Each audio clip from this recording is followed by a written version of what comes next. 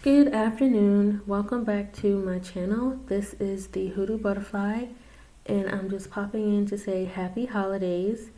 And I'm here to post the second part of the Ancestor series.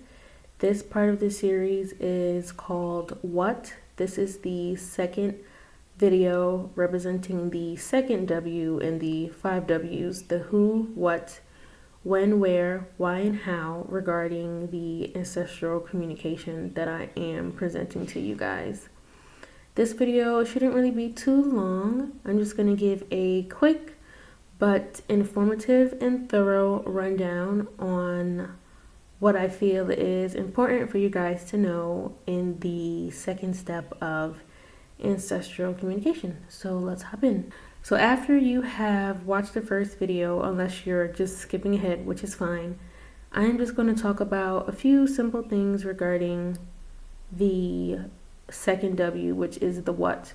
So I wanted to explain what it feels like to communicate with your ancestors. In my experience, communicating with my ancestors, it feels like a very safe environment because it is a safe environment. For me, communicating with my ancestors, it makes me feel capable. It shows me that I am not lost.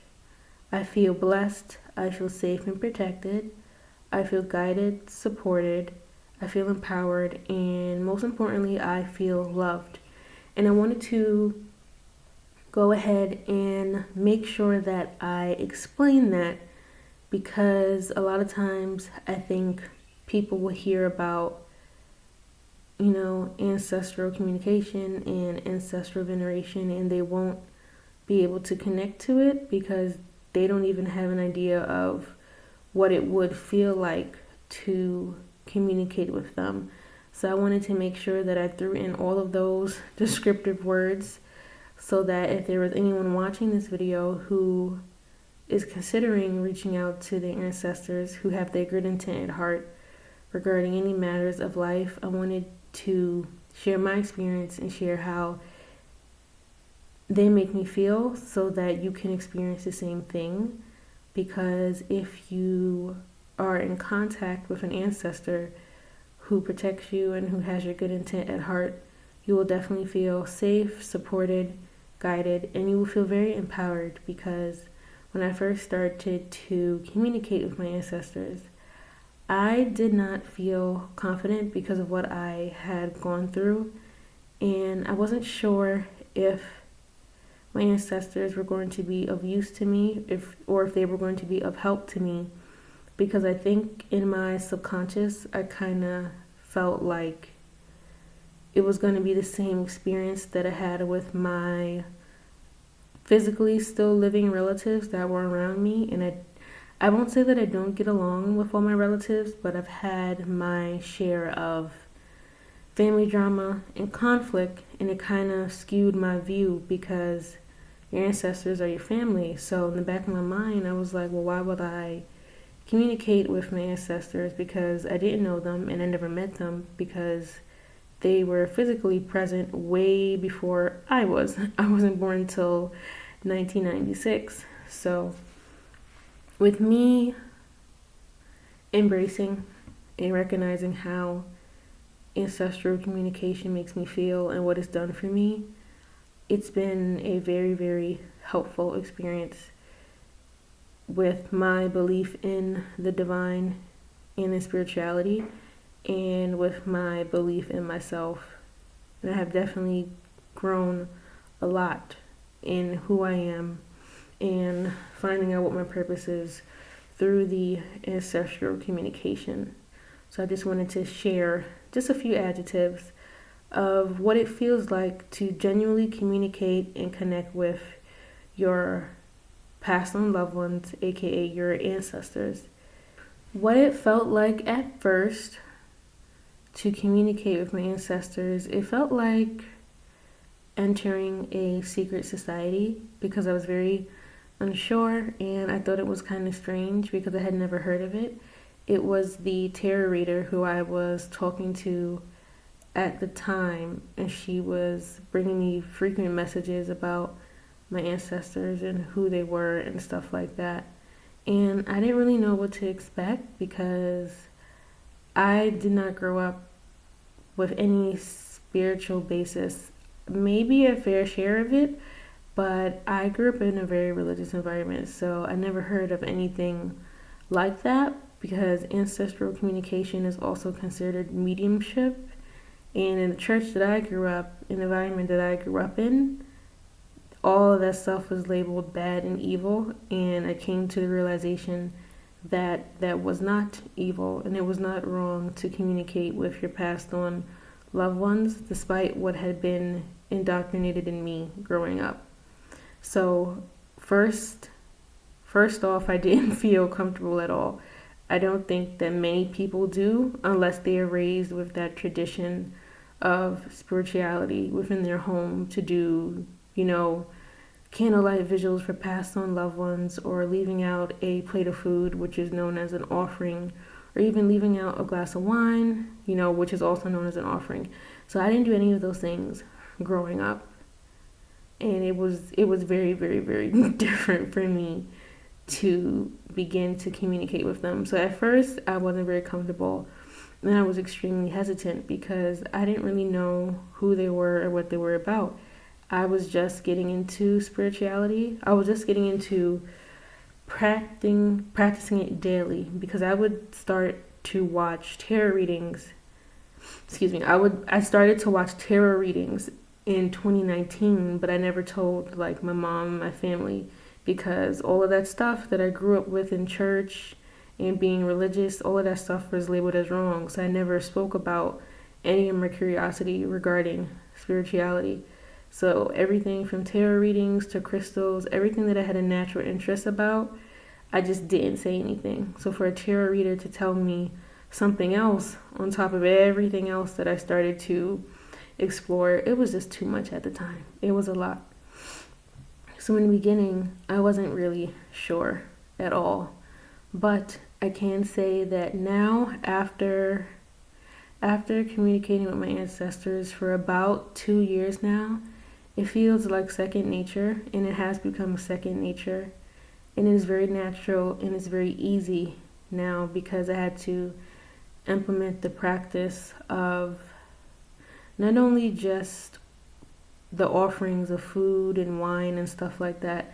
It was more so the energetic spiritual work that I was doing, like therapy and meditation, because those things really helped me open up to the energetic side of ancestral communication, because it's all energy and it's all a connection. Like, yes, you do have a bloodline connection to your past known loved ones, but if you are not open to the spiritual side of this life, if your third eye is very blocked and closed off, it can be very difficult to receive any messages that you're receiving from the universe, that you're receiving from your passed on loved ones who are your ancestors. So now, after all of the work and things like that, it feels really easy and, dare I say, convenient, because once you connect with your ancestors, it's I'm not gonna say that it's no going back, but it's almost like once you connect with them, it's kind of just like the light bulb goes off and you're like, okay, this is what I was missing in my life. So when you get something that's been missing in your life, you cherish it a lot more and you feel like it's become a part of you now, because you always you didn't know that you wanted it, but now that you realize how much you need it, you cherish it, and you cherish the connection that you have established and that you have with them. So now it just feels like I am talking to my family, which you are. When you communicate with your past and loved ones, they're your loved ones for a reason. They can be your aunties, your uncles, your grandparents. For some people, their parents, if their parents passed away. Anybody who's in your bloodline, who's reaching out to help you and to guide you in any way, it feels like family, but it also feels like friendship. I guess for me, it feels a lot of times like both of them, because I didn't meet any of my ancestors besides my great grandmother, Josephine. May she rest in peace. She was the only ancestor that I met because that's my maternal grandmother's mother. But all of my other ancestors whom I have an altar dedicated to, I never physically met them because we were born, born and raised, lived and died at different times. So for me, it kind of feels like I have it feels like that I have a genuine friendship with all of my relatives, and it feels better than talking to my own family sometimes, most of the time, really. But for me, it just helps me to live this life, and it gives me support to know that I am always going to be on the right path because they are protecting me, supporting me, and guiding me. And I know that they do a lot behind the scenes that I might not ever know about, and I'm very, very appreciative for that. And that leads into my next talking point, which is what do we talk about? Because people will say, okay, well, if I communicate with all of these passed on relatives that I never met and they're helping me and they're guiding me, once I connect with them, what are we going to talk about? Because I know people will say, well, I don't know them and we lived at different times and all this stuff people will say. But your ancestors are there to talk about pretty much anything that you have a question about, I believe, in my perspective, as long as you ask it respectfully. Because for me, my ancestors, we talk about my hopes, my dreams, my goals, even hopes and dreams that I didn't think that I could do because of how I grew up, and goals for myself that I completely forgot that I set, but they didn't forget. And your ancestors will talk to you not only about what you aspire to do, they will talk to you about what you are here to do. They'll talk to you about your purpose and your mission, and they will help you with planning your future. They will help you with spell work like candle magic. If you're into that kind of thing, they will show you how to make things like spell tools, spell work tools, rituals, all of that stuff. But it's not just rituals that they help you to do. They will help you to, let me give you an example. Like, I didn't know how to make coffee from scratch, like not instant coffee, regular coffee. And because of the energetic opening and connection that I have with my ancestors, they were able to guide me, because you can see those things in your third eye. They were able to guide me on how to make the coffee, and they've guided me on how to make and do lots of things. Like, I could sit here all day and give you a list, but I won't do that to you guys because I know everyone has things to do, and I appreciate you watching my video. But they will show you how to do whatever needs to be done. Even if you don't realize that you have to do it, they know that you have to do it. So they're going to make sure to show you. It can be something really, really big, or it can be something really, really, really small. And they'll remind you of things that you might not even realize. I get reminders every day, and I'm very grateful for them because sometimes things truly do slip my mind. But I say all that to say that your ancestral communication with your past and relatives is based on what you make it and what it's meant to be for you. And it's okay to ask questions or, come to them with concerns, not comments. I'm just used to saying that because everything is like that. But you're free to ask questions, and they will tell you what you need to know, and they'll guide you. And there's really no limit to certain things, and I'm very grateful that my ancestors, they told me to ask for help and that nothing is off limits. So I just want to say that for those who are in the process of connecting with the ancestors, make sure that you always say thank you and stuff like that. But more so, don't feel like certain things are off limits to ask help with.